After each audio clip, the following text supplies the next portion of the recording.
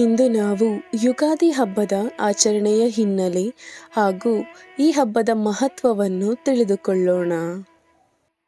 ಮಹಾವಿಷ್ಣುವಿನ ನಾಭಿಕಮಲದಿಂದ ಬ್ರಹ್ಮದೇವನು ಉದ್ಭವಿಸಿ ಸೃಷ್ಟಿ ಕಾರ್ಯವನ್ನು ಆರಂಭಿಸುತ್ತಾನೆ.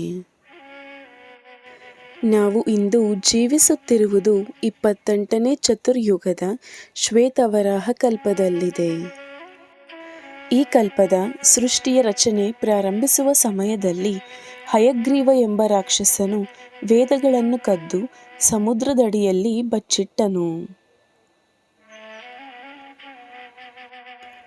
ಹೀಗಾಗಿ ಭಗವಾನ್ ವಿಷ್ಣುವು ಮತ್ಸ್ಯ ರೂಪದಲ್ಲಿ ಅವತರಿಸಿ ಹಯಗ್ರೀವನನ್ನು ಸಂಹರಿಸಿದನು ಹಾಗೂ ವೇದಗಳನ್ನು ಪುನಃ ಬ್ರಹ್ಮದೇವನಿಗೆ ಹಸ್ತಾಂತರಿಸಿದನು.